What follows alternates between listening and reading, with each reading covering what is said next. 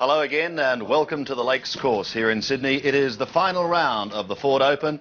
We certainly hope it's going to be a great day and you can catch all the action here on the Australian Television Network. It was a big night for our network last night as the Television Awards for Excellence, the Penguins, were announced, and Channel 7's coverage of golf received their 5th Penguin Award. So it is an absolute credit to the entire team, the production team and the technical team, headed by our producer and director Graham Rowlands. To everyone, well done. Speaking of things being well done, that is what Rodger Davis is doing as we go into the final round and we check on the leaders board here. Davis, despite dropping a shot on the last yesterday, goes into the final round with a 4-stroke lead ahead of Jeff Maggott at 8 under. So too Brad Hughes, who's also well in contention. Bob Shearer, an up and down day yesterday, finished 7 under. Hank Barron, the best round yesterday, a fine 69 to be 6 under for the championship. Stuart Bouvier is at 6 under. Mike Calandro at 5 under. And David Smith is 4 under par with a number of players following him. Bradley King is also 4 under. Ian Stanley, a disappointing day yesterday. He dropped back to be 3 under par for the championship. And it's time now to welcome once again, speaking of awards, I don't know why he hasn't got one for clothing excellence and dress excellence. Morning, Jack. Morning, Sandy. Good to be here. Well, I think we're going to be in for a pretty dramatic day, don't you? The first 2 days of this championship, the weather, calm, everything nice, good scoring. Yesterday, a different story. Yeah, I was just thinking to myself, if Perth has the Fremantle doctor, perhaps this is the Kensington dentist, because it's really blowing quite strongly out here today, and the scoring will be difficult. And anything under par yesterday was a great very round good. by Hank Barron. I think he was the only one that broke 70, shot 69. Right. So that gives you some indication of how difficult the golf course played yesterday. Well, we're having a look at some of the highlights from yesterday's 3rd round. Now, Bob Shearer. A little disappointing yesterday. He had it all going well until he took bogey at 13, 14 and 15. And this was David Graham at the 11th, the par 5, where he smashed it over the water in 2 shots, pitched it up to there, and then, would you believe it, missed the putt. You've been very impressed with Jeff Maggott. He got into his strife early yesterday but recovered well. Yeah, I like his swing and I like his approach to the game. He looks a pretty cool customer, and after getting away to a bad start yesterday where he dropped 3 shots in the first 8 holes, he really came back well, and apart from that bogey at the final hole, I thought he did well under the circumstances. Ian Woosnam perhaps thinking a little too much of the plane trip home? I think he's looking forward to getting home and having a few beers with his mates in Wales.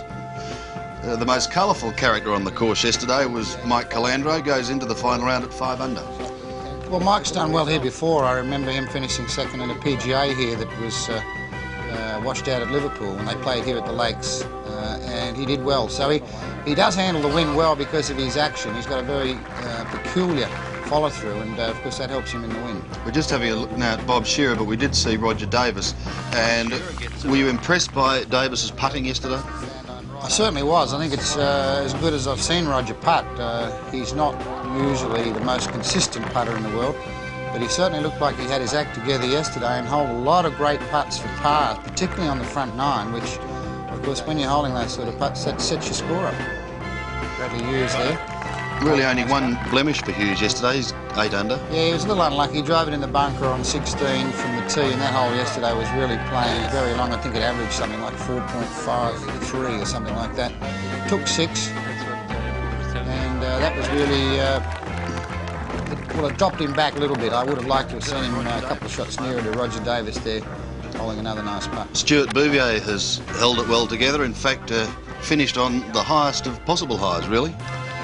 Yes, well, this was a great shot he hit to the 16th yesterday, the difficult 16th, which caused everyone so many problems. And then, of course, this great shot that he played from the bunker to the left at 18, and would you believe? Slam dunk, straight in. Well, the key, I guess, Jack, today, as was the case yesterday, could be the weather. When we came out this morning, the wind was gusting at something like 40 kilometres an hour. It has dropped a little, but it's still pretty strong. Yes, well, it's normal for the wind to blow through here. This sandbelt here in Sydney, normally you would expect the wind to blow somewhere between 15 and 20 kilometres per hour. So it's up around the 40 mark, so I think we could be in for a very interesting afternoon, particularly on the back 9 where there's a lot of water. Yes, well, we've got a temperature at the moment around the 20-degree mark. It's a reasonably pleasant day, but as Jack said, those Gusty winds could take their toll. Let's get down to the action. We'll go to the first, and here's Drew Morford. Ladies and gentlemen, on the first tee from Western Australia with rounds of 73, 68, 74 to be 4 under, Brad King.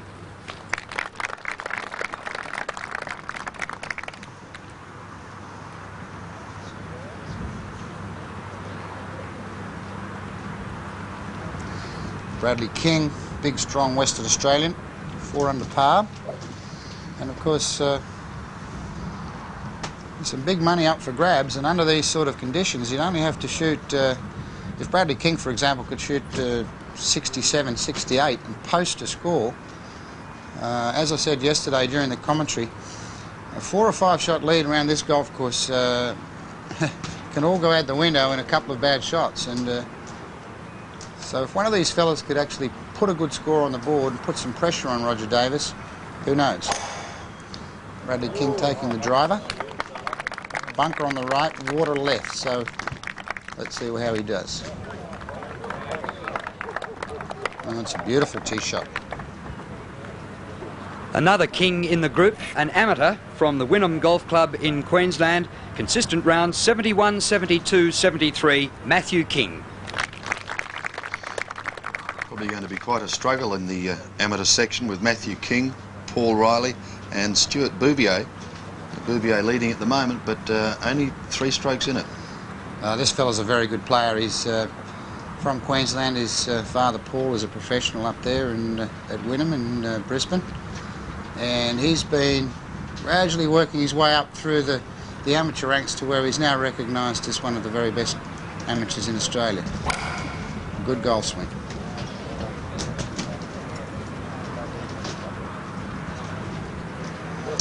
Looks to have lost that to the right on the wind. And another amateur in the group from the New South Wales Golf Club here in Sydney with rounds of 72, 70 and 74. Welcome Paul Riley.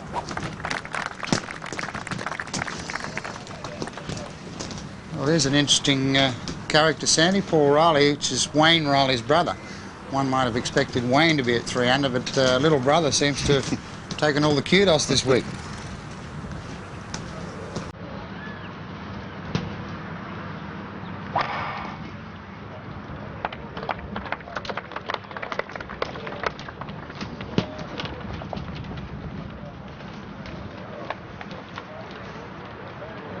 That's the way I should have done it. So we have that trio away, and I think before we start following them in earnest, Jack, I've got a little surprise for you. Something I want you to have a look at. I want to take you back, way back into time, the 1960s, and I will ask you to do the voiceover here, Mr. Newton.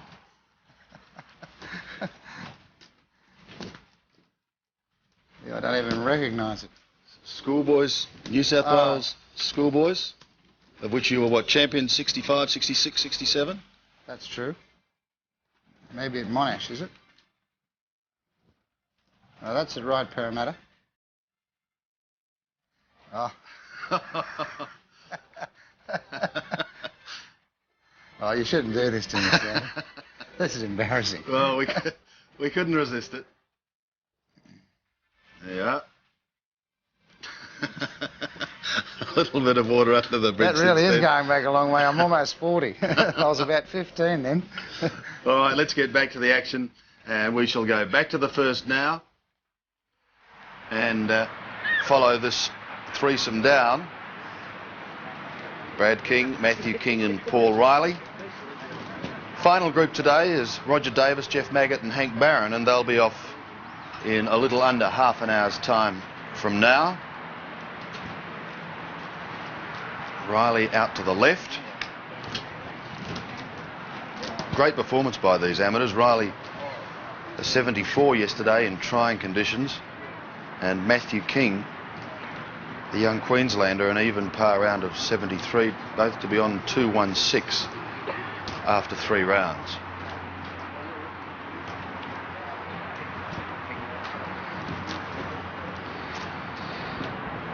Well, it doesn't look too nice having a look at that, Richard Flood. No, Sandy, there's absolutely nowhere to go here. He's under the pine tree, he's in long grass, he's going to be battling to even see the golf ball as he makes a shot here. It's just a chip out to the side, I think. And I think that Jack Newton has finally composed himself. I haven't seen him stuck for words like that for some time. Are you all right now, Jack? Yes, I am, but I don't think this gentleman is. First of all, he's trying to identify his golf ball. And, well, it's his. He hit it there. He's got to get it out. So Matthew King. The big problem here, of course, is the water's on the left and the wind is coming from the left. So anything that goes to the right at all, and that's a natural psychological tendency, is to steer away from the water. Because the wind will do the rest and push you up in amongst those pines and the spindly grass that's in the rough. So it'll be Paul Riley to play first. Matthew King a bit further up. Awkward shot because the ball's above his feet.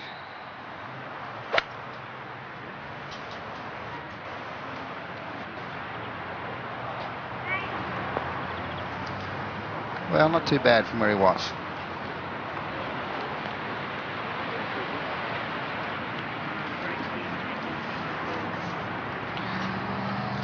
Now, Matthew King, I don't think, as Richard Flood said, can do much more than just try and get the ball back on the fairway and hope for a good third shot and a putt to save his par.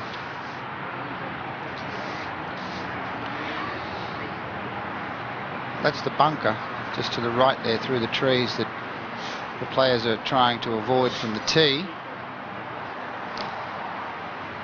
And I think he'll just try and knock this out to the left. Not such an easy shot, however, because he's in the thick grass and you'll have to take something with some loft on it to get the ball out. And then, of course, the lake on the other side if it comes out too quickly.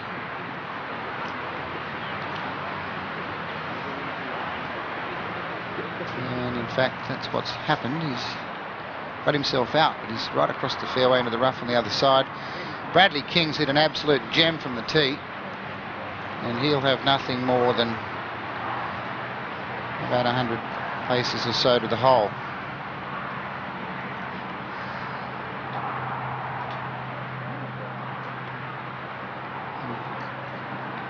I saw Bradley King win the Western Australian PGA last year, where he shot 18 under around a very difficult course over there called Joondalup. And I think that week there's nobody in the world would have beaten him. So he really has some talent. Former Australian amateur champion.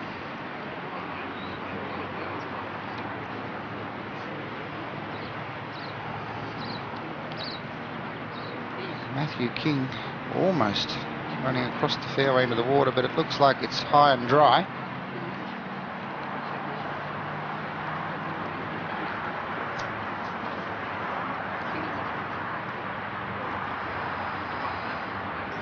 Just nestled down in that thickish rough. Predominantly kikuyu grass here at the lakes. Seems to have taken over at most of the golf courses around Sydney. And there's the shot he has. Breeze from the left. And the pin today 13 metres on the green and just 3 from the left-hand side.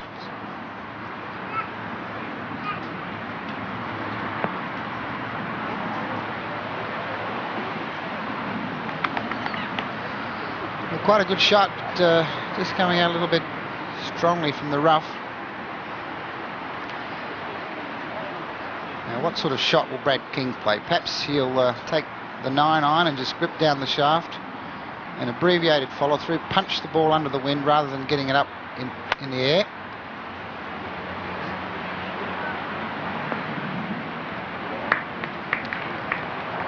Good shot from Brad King.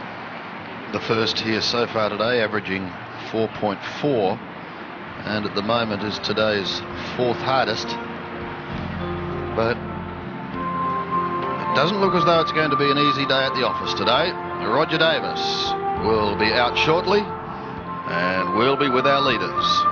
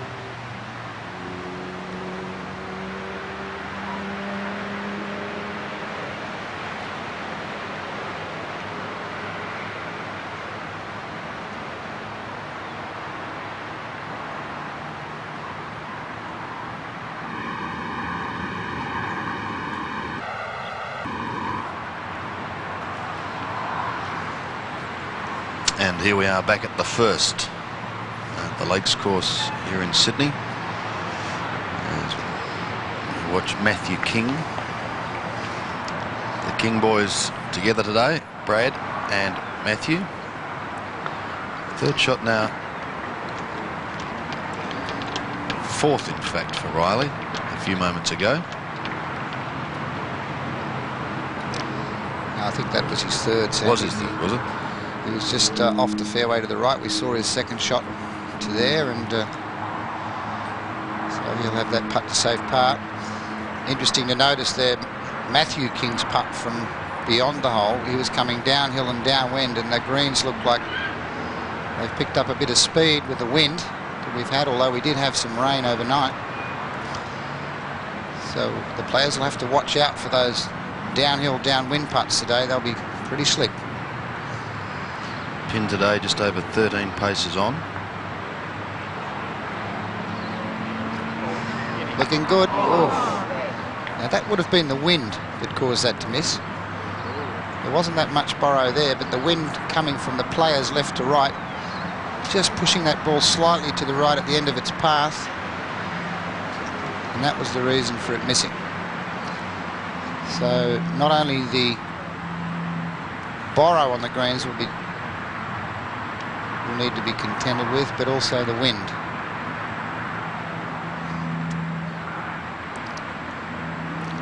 Excellent tournament so far for Paul Riley. Big test for him today in the 4th last group, rounds of 72, 70 and 74. This to save par at the first.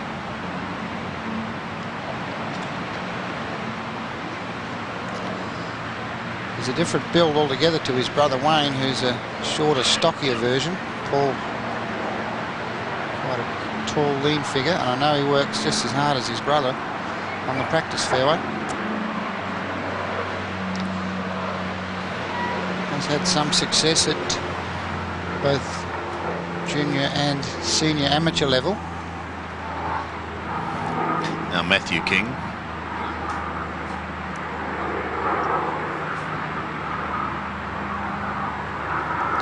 Already played 4 shots, so this for a bogey 5 at the opening hole.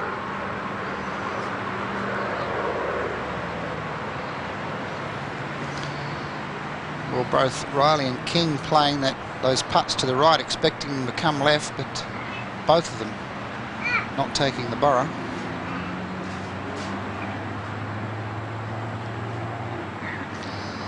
This is a nice position for Bradley King to be in, because if he can get away to a reasonable start at 4 under par, he can really make a move under these conditions. And he's strong enough, he's a very strong hitter, to be able to handle the wind.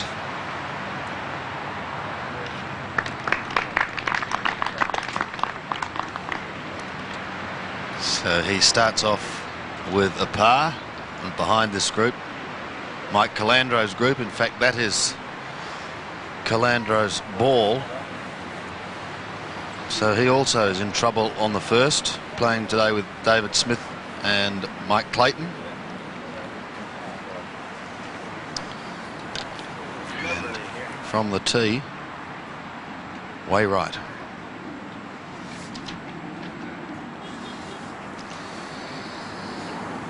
Yeah, it depends how brave he wants to be here. If he fancies himself to cut the ball around this tree immediately in front of him. Very risky shot, however. The ball above his feet, which normally means that the ball will tend to pull to the left. And if he does try and go at the green, of course, he's got the water to contend with on the other side. So maybe Mike Calandro will decide that safety first is the better play. Good point here for the club golfer. You get yourself into trouble, don't try and play a shot that you're not capable of playing. Cut your losses, get the ball back in play, particularly if you've got a shot on the hole, and look for a good next shot.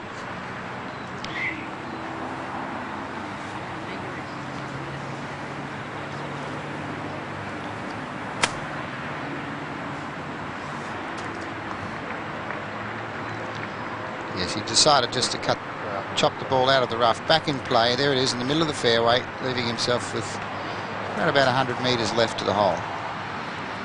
Certainly one of the more colourful characters clothing-wise on the course. In fact, I'd hate to imagine perhaps one morning he popped out there and saw Heath Stewart, Gin and Payne Stewart all playing together. It'd be almost too much, Jack, wouldn't it? Need the dark glasses on, Sandy, for sure.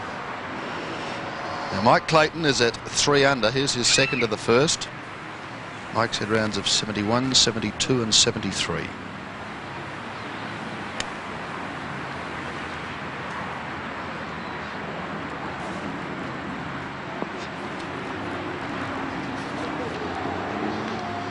Just catching the right front corner of the green. Good shot. So they can't see where that ball finished. That's why he was jumping up in the air, because of the mounding down the right. Mike Calandro, who finished 8th on the Order of Merit last year, on the 87 New Zealand Shell Open. He's been a pretty consistent performer on the Australian Tour the last 4 or 5 years. Looks pretty ungainly sometimes, with particularly with his follow through, but a very effective player.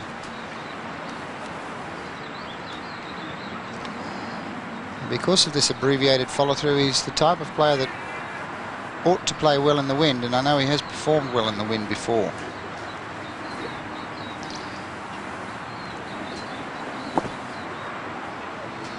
And I guess, Jack, the crucial thing today in conditions such as this things can change so dramatically in the space of just 1 or 2 holes.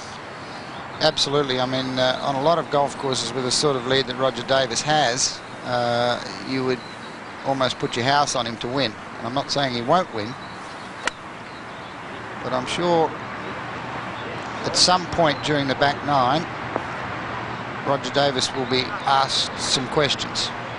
And I suppose the only doubt I've got in my mind as far as Rodger's concerned is because of his injury problems through the year, he hasn't been in this position for a long time.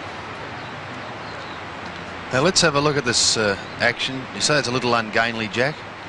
Yeah, you can notice the really abbreviated follow-through. It makes a good backswing, but a really abbreviated follow-through, which, after all, is what you have to do when you're trying to keep the ball low out of the wind. Here's David Smith now, second to the first. Rounds of 70, 70 and 75.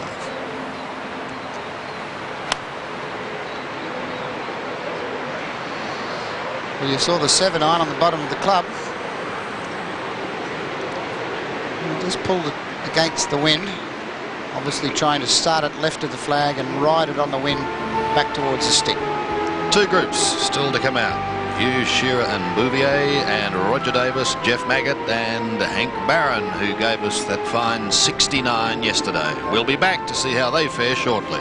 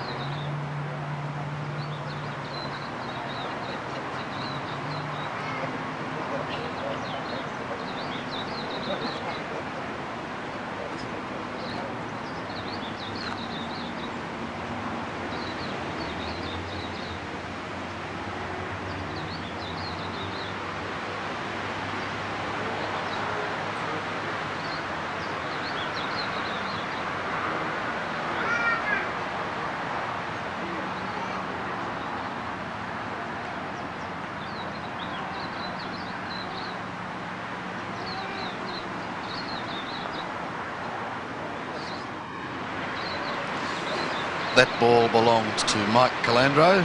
His 3rd shot.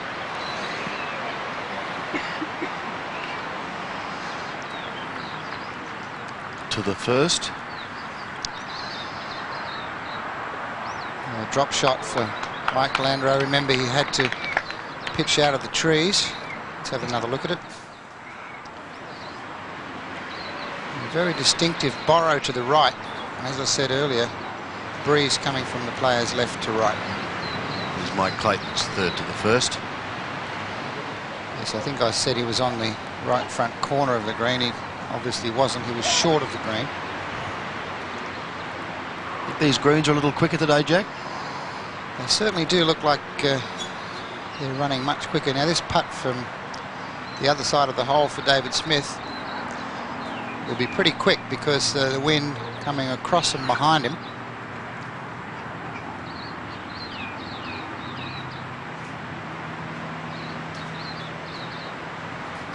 Birdie putt for David Smith.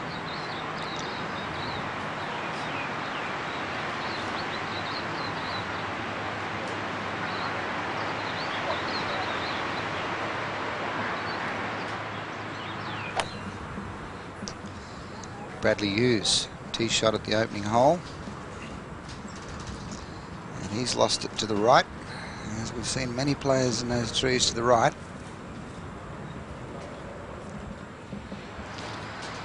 All trying to dodge the water on the left. Now Clayton, winner of the Victorian Open back in 1982, this for par.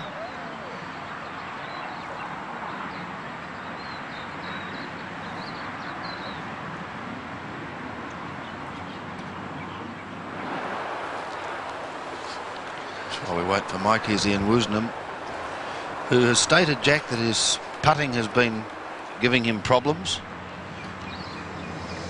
Yes, that's been pretty typical of his week. Putt slipping the hole instead of going in. Bob Shearer.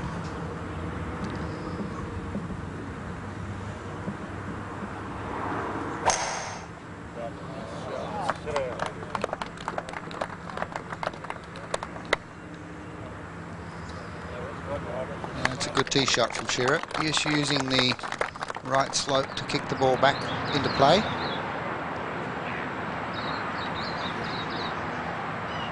Up ahead, Smith. This for par.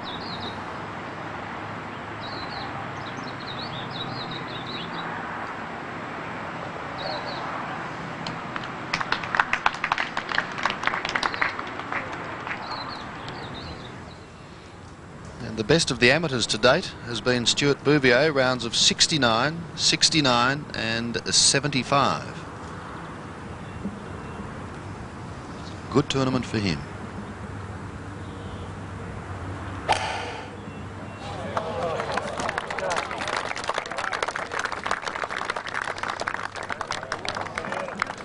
That's a nice way to start. Splitting the middle of the fairway. Nick Price getting a birdie at the second, and that's just the sort of start he would have wanted. He said yesterday when he was doing some commentary, if he could get away to a start, he reckoned he could shoot 63 or 4 here. We'll see. The man he has to catch is Rodger Davis, who's at 12 under. Jeff Maggott and Brad Hughes both at 8 under. We've just got the final group to come out, and then we're away on this final day.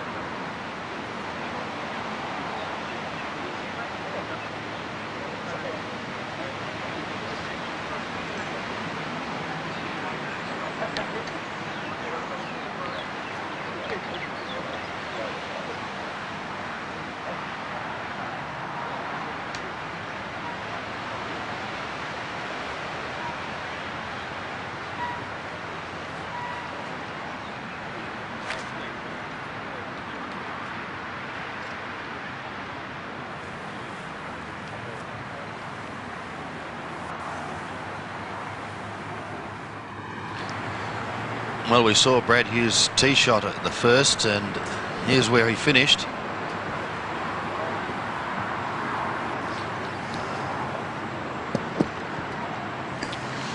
Richard Flood is down there with him. Richard, what are his options? Sandy, I've had a look at the lie. The ball's sitting quite well. He's just back behind two pine trees, overhanging branches, is just blocking off a perfectly clear shot, but I believe Hughes will have a go at this. He'll take around about a 4-iron, punch the ball down low. Fortunately for him, the ball is above his feet, and this will help him put a little bit of draw onto the shot.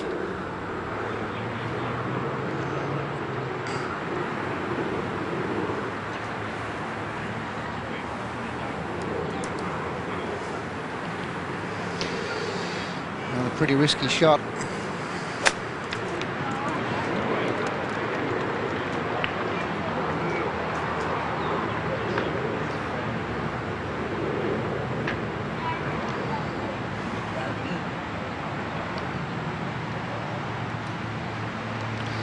There's his golf ball there, so not a bad effort. He's got it out only some 40 or 50 paces short of the flag, so outside chance to save par.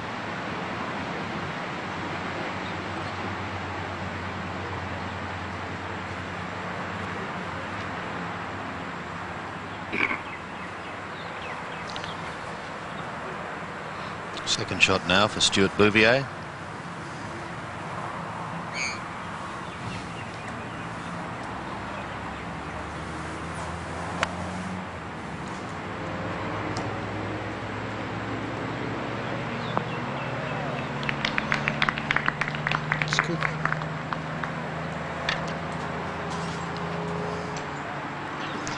And making up the trio is Bob Shearer. Interesting thing I noticed there on the first tee, Bob Shearer with what appeared to be a new driver. Metal head.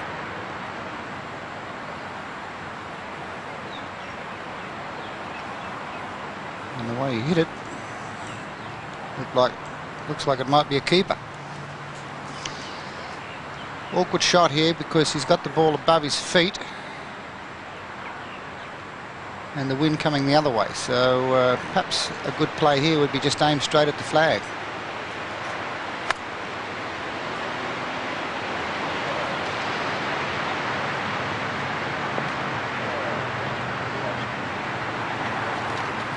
He looked to have lost that on the wind to the right. Didn't see where it finished. Perhaps it's in the bunker. Here's Riley's second shot to the second. Gee. Yes, this par 5 second is reachable in 2 shots. Wind slightly helping him from left to right. So he'll have this putt for an eagle 3.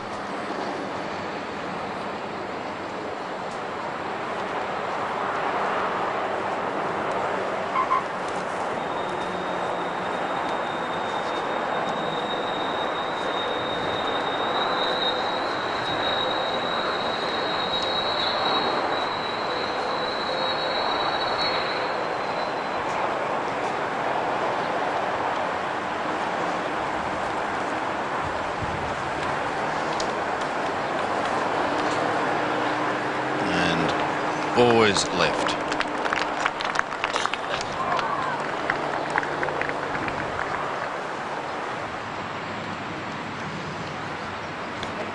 Back to the first, and Brad Hughes.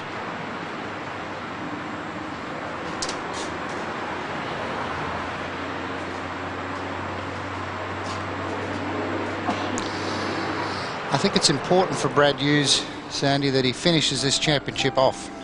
He got himself in good shape.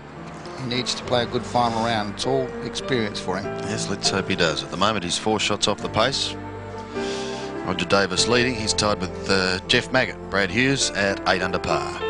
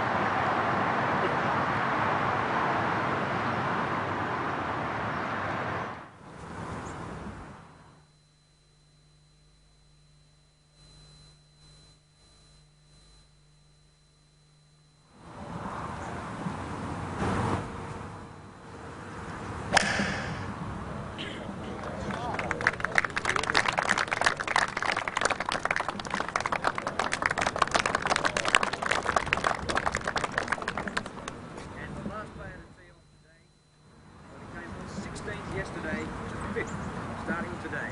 The 69, the best round yesterday, to be 6 under from Brawley, California, Hank Barron. And here we are back at the first with our final group. Hank Barron, who gave us that fine 69 yesterday, to storm back into contention after opening rounds of 72 and 72. He played out here early in the year, Sandy, and he had a couple of good finishes. Perhaps he's going to be a regular visitor to our shores.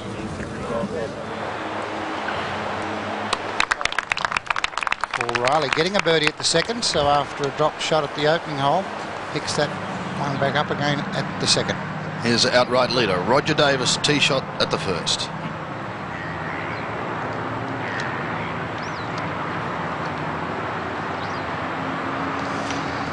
Yeah, good safe shot from the man who's leading the championship. Stuart Bouvier, 4 birdie at the first. Oh, we saw him do that a number of times yesterday too. Right in the middle short.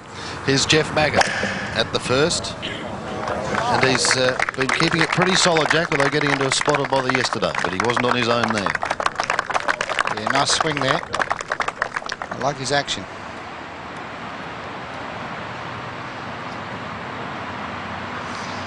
An important putt for Brad Hughes. This to save par.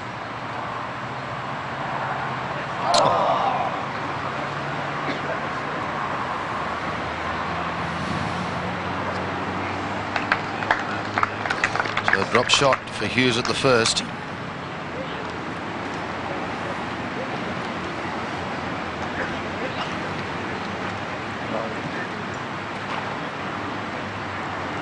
We watch our final group coming down. You were talking about that winning feeling, Jack. Of course, Davis won the Classic. I mean, probably couldn't get a greater feeling than that. But is it something you lose quickly? Well, it's something that comes with, there's the bunker on the right that the players are trying to avoid, trees off to the right, the water on the left. And all in all, the important shot, the tee shot, must get it in play. Yeah, I said, you know, earlier, I think winning is about getting up there on a regular basis. The classic example, that, of course, in my opinion, the greatest player of all time, Jack Nicklaus, who, of course, he won 19 majors, or depending on whether you count the Western Amateur. But he run second something like 22 times and third 18 times. So his victories aren't surprising when you look at the number of times he was there in contention. And I think that's where winning comes from. You get yourself in a position regularly enough, then it's pretty sooner or later, you know, the door's going to open, you win one. And of course, once you've done that, you get yourself up psychologically, and it just becomes a matter of course. Rodger Davis, I think, has got a couple of things going for him. First of all, he wants to play, he's keen to play. He's had a poor year through injury.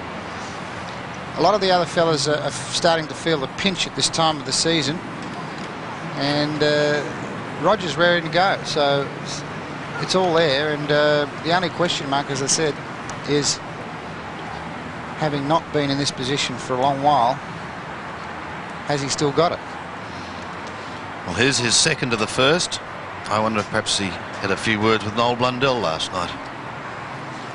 I'd suggest he probably did. And I know Noel talks to him a lot about his rhythm and his tempo.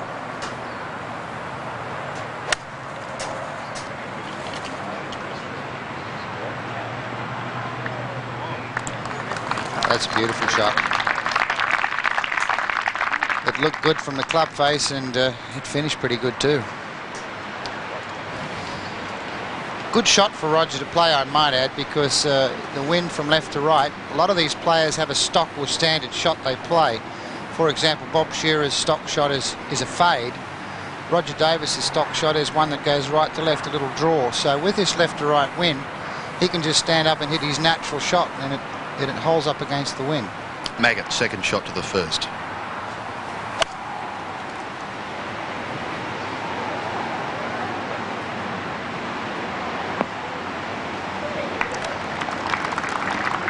Probably looked awfully good to him from the fairway. Right over the top of the flag. Up ahead on 2. This is David Smith. Although that was pretty short, that could have been his 3rd. Big American Hank Barrett, 2nd shot to the 1st.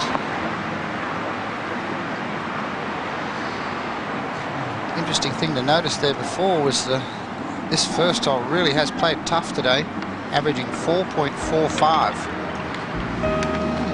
Yes, at the moment it is the 4th hardest hole on the course, and a very demanding opening for all, but Rodger Davis has a chance to go even further ahead.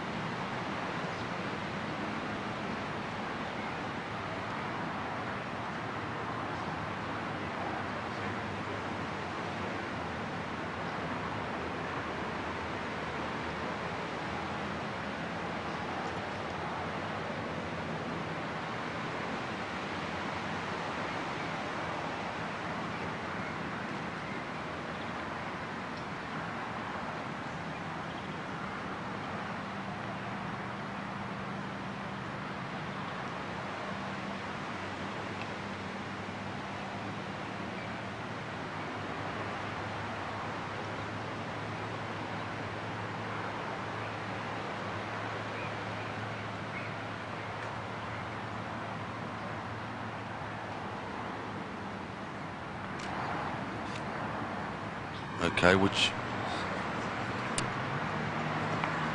and here we are back at the Lakes, final day of the Ford Open, and a tough one.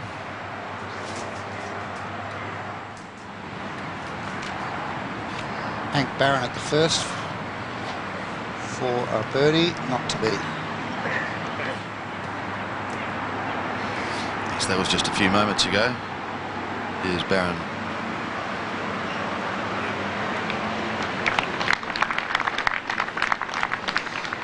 Great round yesterday, 69 in the windy conditions, but I think the wind even stronger today.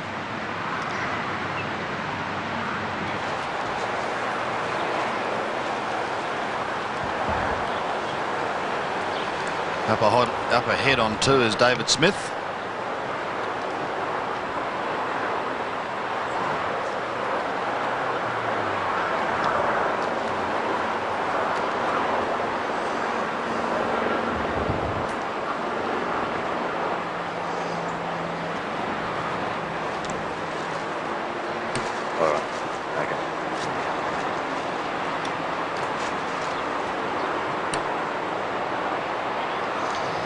This hole has been one of the easier holes on the golf course all week, averaging 4.86 today. 1 eagle, 16 birdies so far.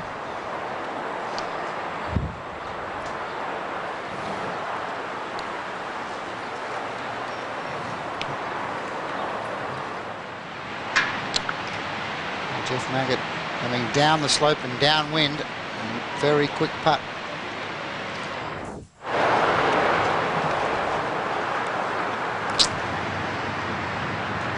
Now, all interest in Rodger Davis's start, I suppose, for the other players, although they'd be thinking about their own games, if you think about catching Rodger Davis, they'll be having a quiet look at the leaderboard as they manoeuvre themselves around the golf course.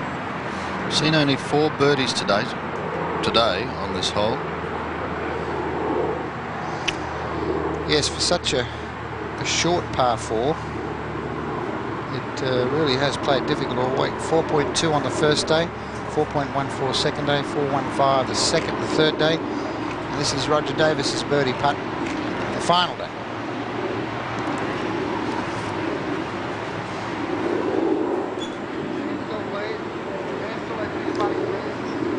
So a good opportunity missed there for Davis to just widen the lead a little bit. He remains at 12 under, and that's the 38th par we've seen on this hole today.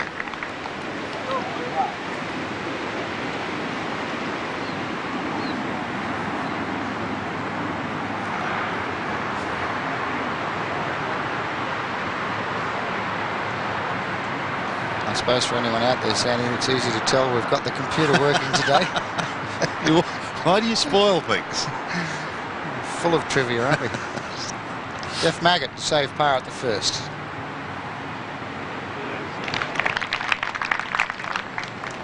And so he remains at 8 under.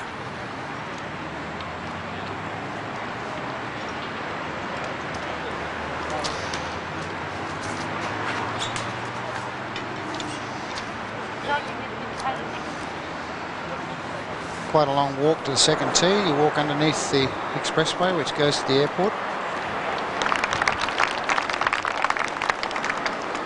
We'll need to confirm that. We think that was for a birdie.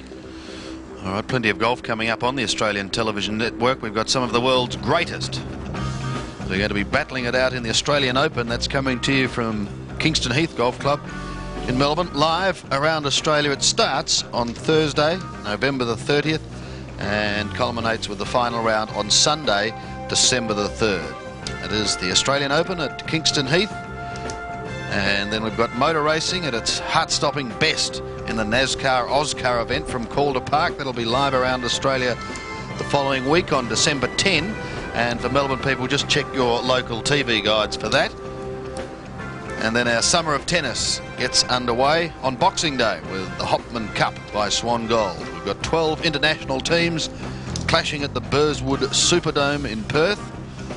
So great sporting action coming your way on 7.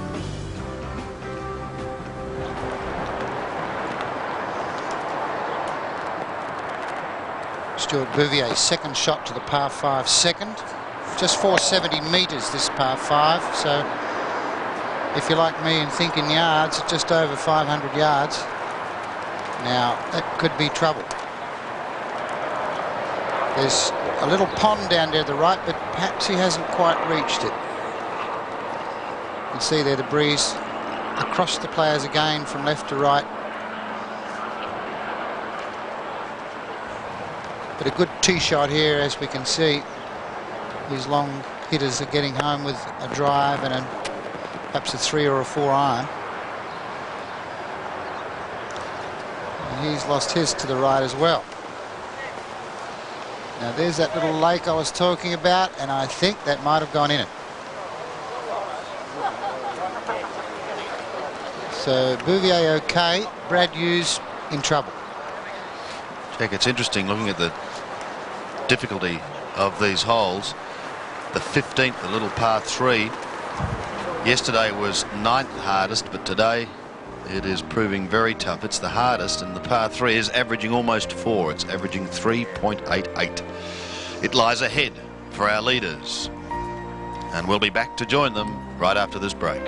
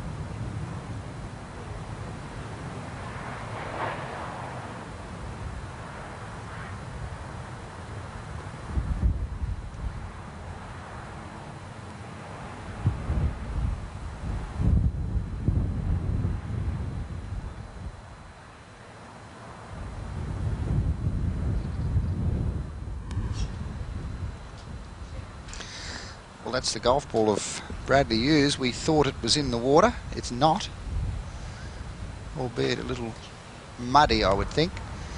And Richard Flood's down there. He should be able to get this out okay, Richard? Yes, Jack. Well, he survived the water. He's outside the water. Of course, he's still in the hazard, but he'll get this out. He hasn't got a lot of green to work with, but there's a little bit of wind there into his face, so that'll help. And what sort of club? They all seem to be getting there with drive and middle to long irons today. They're using 3 irons and 2 irons, and they just seem to be trying to just jump on that just a little too much, you know, and it's just they're just losing it with the wind because there's a lot more wind up here, of course, than what there is back there. Just while we wait, we might go to the 7th. And David Graham. There's a shot from the green looking back down to the tee. I might add that the green here is probably one of the higher parts of the golf course, so it'll be very much affected by the wind. The golf ball getting up in the air near the green, and the wind will really play havoc with these tee shots. David Graham, 6 pars so far today. So no blemishes. Playing with Matthew Ecob, who is 3 over, and David Tentis, who is having a horror run. Well, his caddy would have told him he's got 131 metres to the front, pins on 6, so 137 metres to the hole with the wind from left to right. Abbreviated follow through, which suggests he's punched that.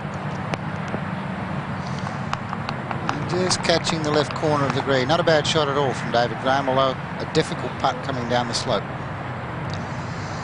I think you said yesterday, Sandy, I've played this hole with a 9 iron, and I've also played it with a 2 iron, so that's how much this hole can change. And there's the abbreviated follow through we were talking about, trying to punch the ball under the wind. What you don't want to do when you're playing into the wind or crosswind is get the ball whistling up in the air.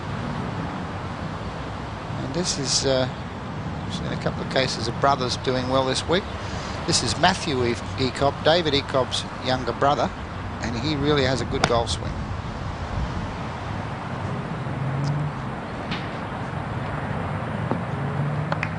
And a fine shot.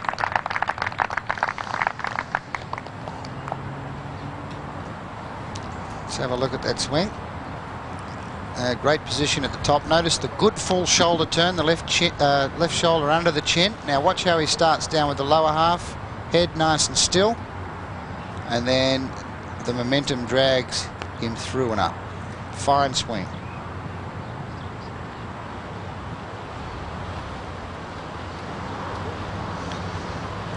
Tall American David Tentis got himself into good position, but 78 yesterday virtually ruined his chances.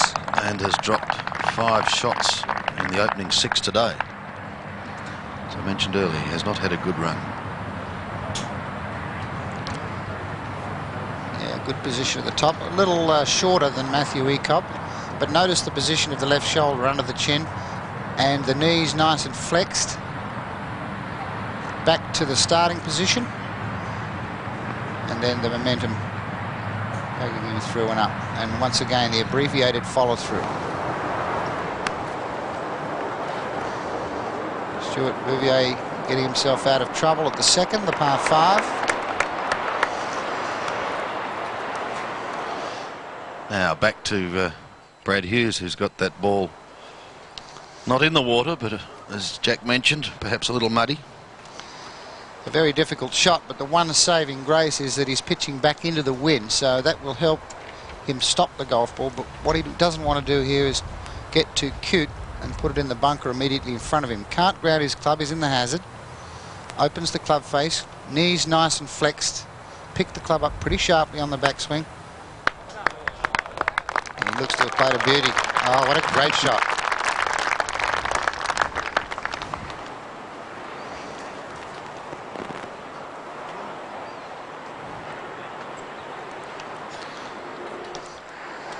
Bob Shearer was in a spot of bother also on the second. what he's done there, Sandy, is he's tried to go for the green, aimed at left to work the ball from left to right, which is his customary way of playing.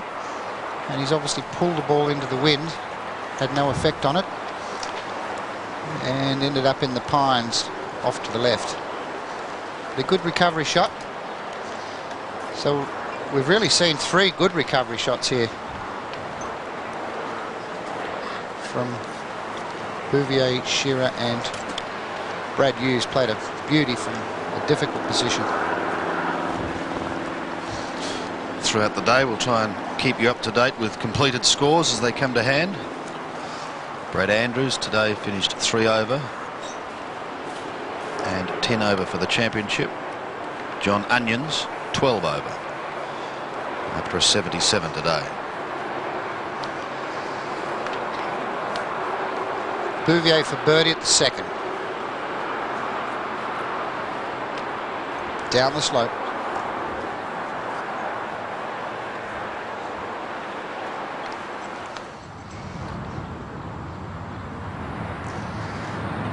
And from one man putting down the slope to another, and this is a quick putt, because not only is he coming downhill here, he's coming downwind.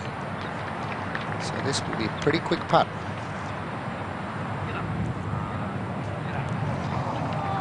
And this hole playing the 6th hardest today, averaging 3.29.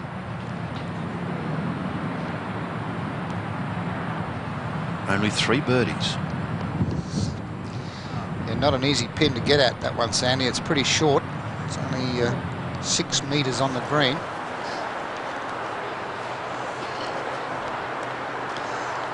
Richard Flood's down at the second. Bob in a little trouble with his second, Richard, but he's got himself out of it, and this putt for birdie. Jackie was stone dead on the second. He's had to take a drop, and he's played his 4th onto the green, and he's now putting to save par. So he did in fact have a penalty stroke. He did.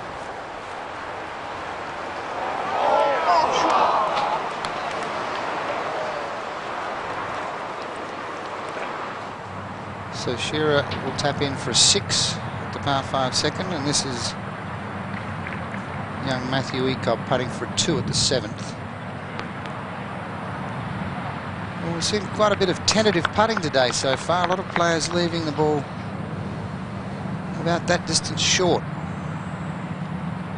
Perhaps they look a little faster than they are.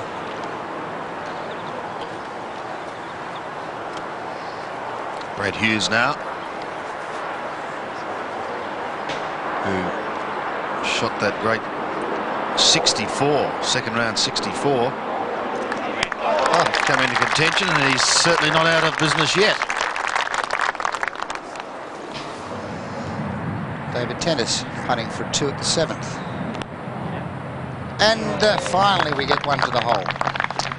Well, that might stop the rot for David Tentis. So a great birdie for Bradley Hughes at the second, having been in trouble. So he starts to close the gap. The leaderboard will change to show Hughes at 9 under, 3 shots behind Rodger Davis. They're the players in contention.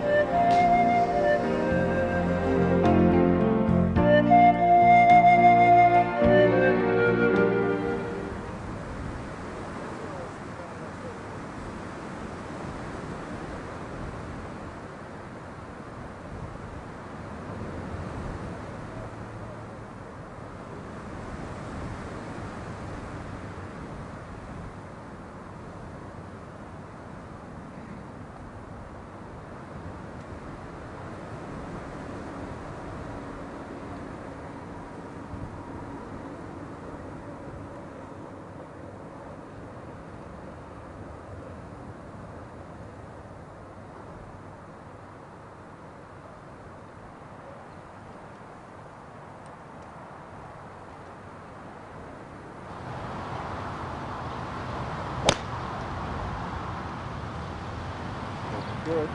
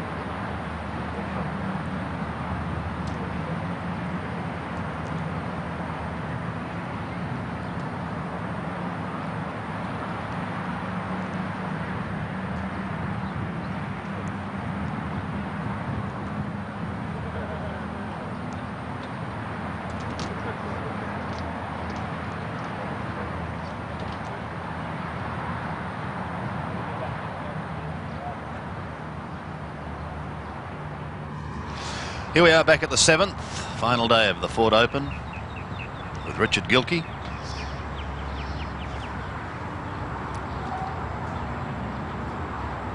...140-metre par 3, 7th.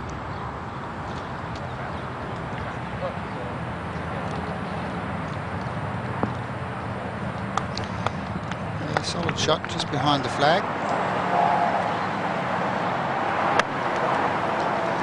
Rodger Davis, third shot at the 2nd, the par 5. Obviously been in trouble from the tee because one would expect he would have been nearer than that at 2. There's Canadian Brent Franklin. Good.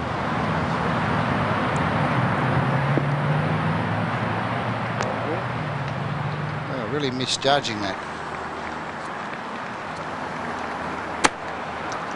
Jeff Maggott, third shot to the 2nd, the par 5. Coming from the rough, not able to get any backspin on the ball, and that's the result.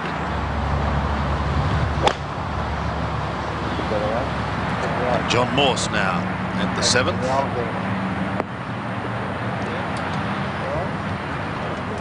One of the many young Americans we have in the field.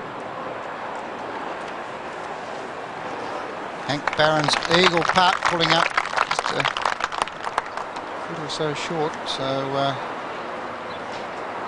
it's almost a certain birdie. And that was how he got there. That was a 3-wood with his 2nd. What a beauty. Pitching it right in the heart of the green, just trickling off the back edge. So Hank Barron, after 69 yesterday, 72, 72, 69, starts par birdie. So is he going to be the one that puts some pressure on Rodger Davis?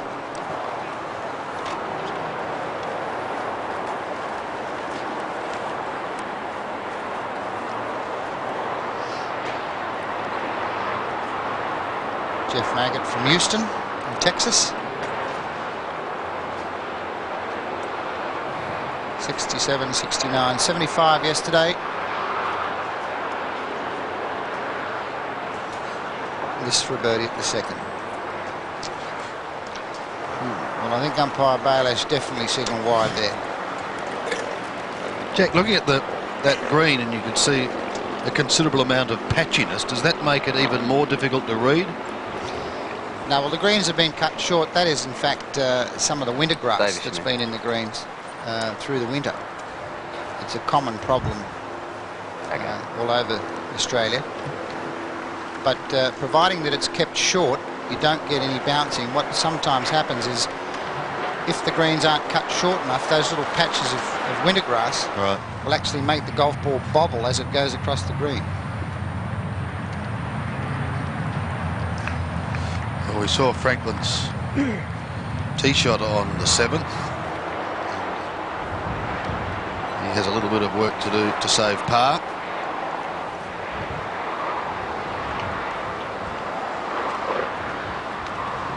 Rodger Davis, birdie putt at the 2nd.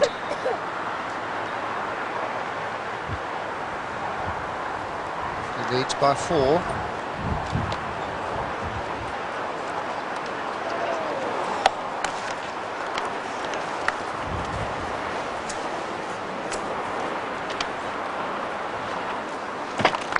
Taps in for par and remains at 12 under.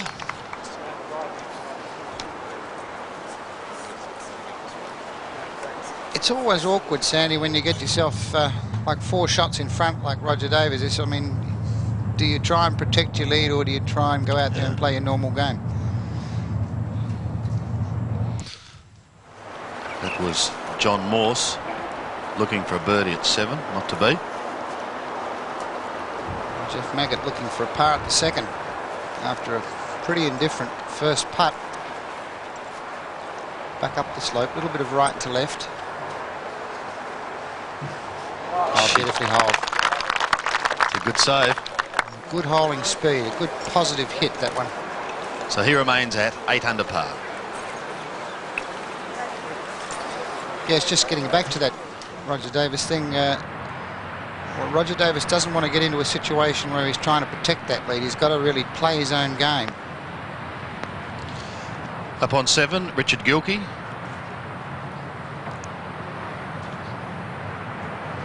Trying to sneak into the red.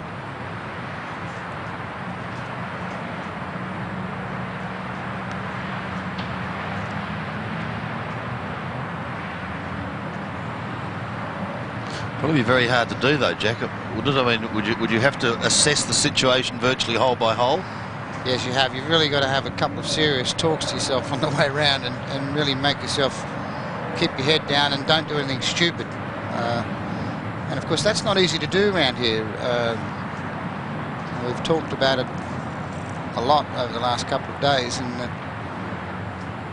this is a golf course where you've really got to treat each hole with respect, particularly on the back 9. Yeah. And if you get yourself into trouble, you really can't afford to try and hit your way out of trouble. You've got to cut your losses and accept a bogey or two. Everyone's going to have problems.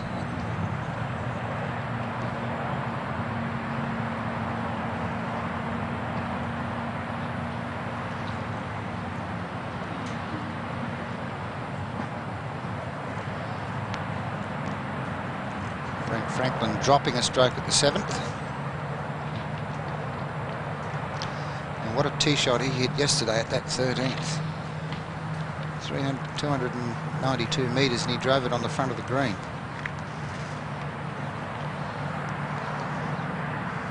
We saw John Morse attempting a birdie. He now requires this for par.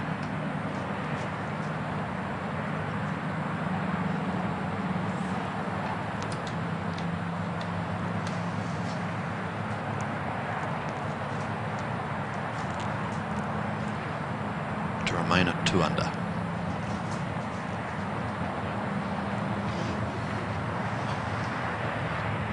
Even for the day. Anything round par today is a good score.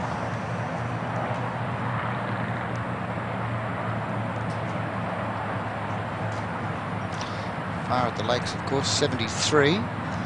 36 out, 37 back. 6,269 metres, 68.57 yards. So it's about average sort of length. Most modern golf courses these days are around about the 7,000 yard mark. Early stages of the final round for the top 6 on our leaderboard, and at the moment no one really coming out to challenge Rodger Davis.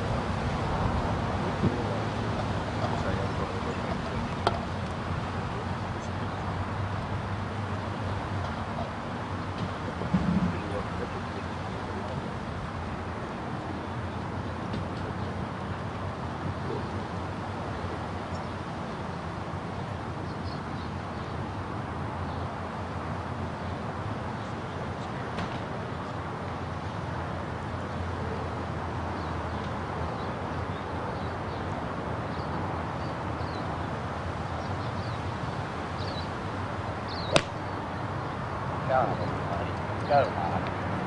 Get up.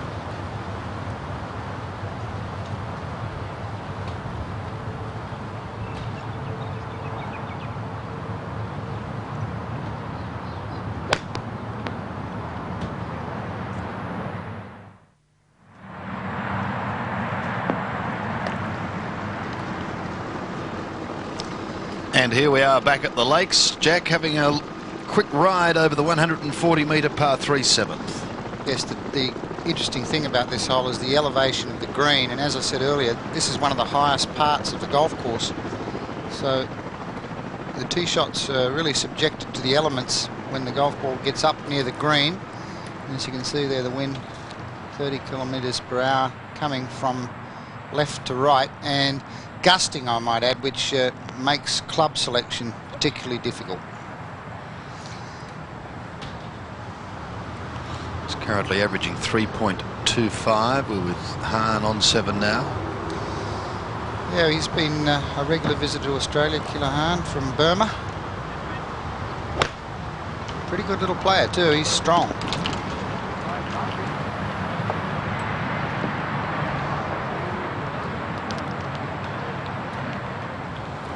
Now, a few moments ago, a hatless Wayne Smith, who's currently 3 under.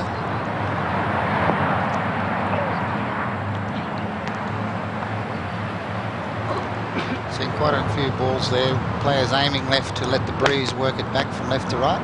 And this is Chris Rutherford.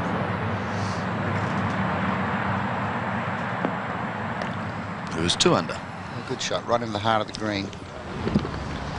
You can see that pin very much towards the front left corner of the green. Awkward pin to get at.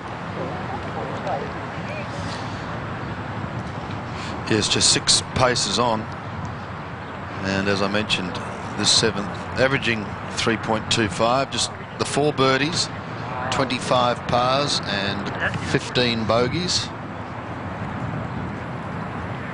Currently rated the 10th hardest hole on the course. Yes, a classic example, I think, Sandy, of a hole not having to be terribly long to be difficult. And there's a number of holes like that at the Lakes. One in particular that comes straight to mind is the 10th. Only 325 metres, but always causes problems. And the 15th, par 3, 190 metres. That is the 10th. And the wind fairly whistles across this fairway from right to left, so you have to aim over all that rubbish on the right without it bouncing the left. So really requires a fair amount of intestinal fortitude to aim over all the trouble on the right and hope the wind brings it back. And of course, here at the Lakes, we finish with a par 3. Do you like that idea, Joe? I'm not sure. I think that's the way the designers finished up. They had to get back to the clubhouse and ended up with a par 3. It is an unusual way to finish. It's not the only golf course in the world that I've played that does finish with a par 3, but it is unusual. Second shot now for Hahn at 7.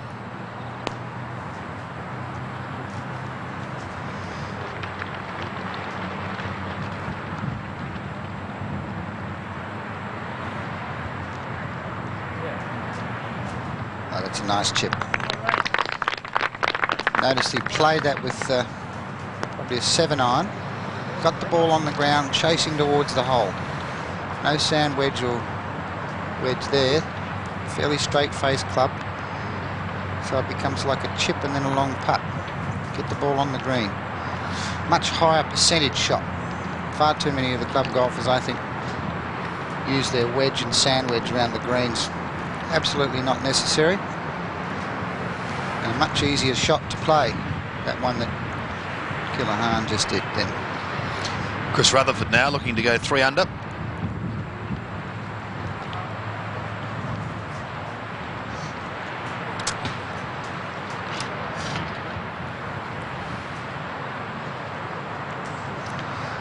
Well, the slope on this green is from back to front.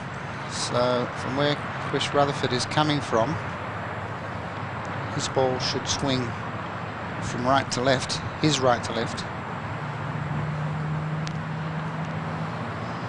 And he's putting back into the wind, so with the greens getting quite fast, the wind definitely a factor in the putting.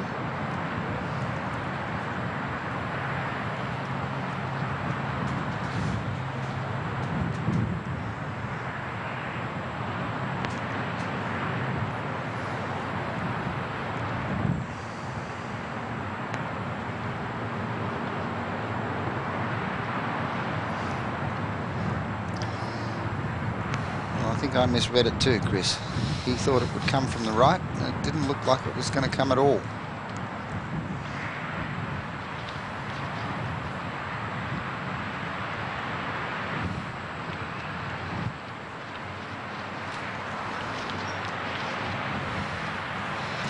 Plenty of spring in the step of Wayne Smith, sensing that he can sneak a little closer. Yeah, he was another one that got caught in the wind yesterday, and 78, 68, 71, 78 yesterday.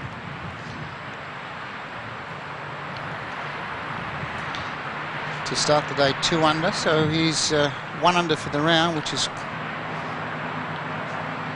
good going today under these blustery conditions.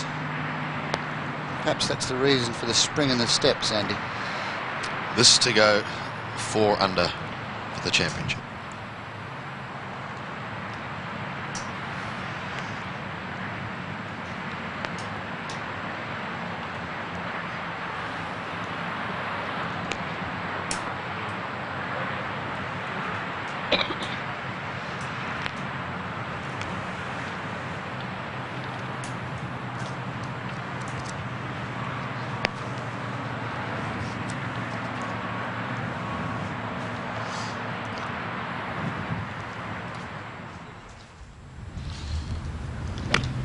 We've got David Tentis up ahead on 9. 166 metre par 3 hole. Oh, man, is that a tough pin today.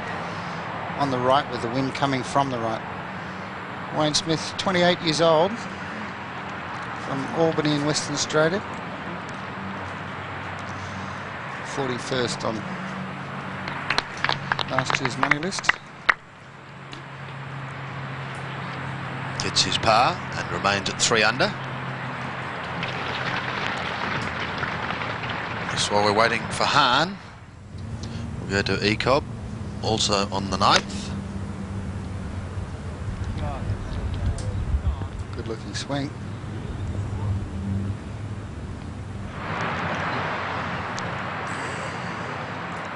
And now back to Hahn.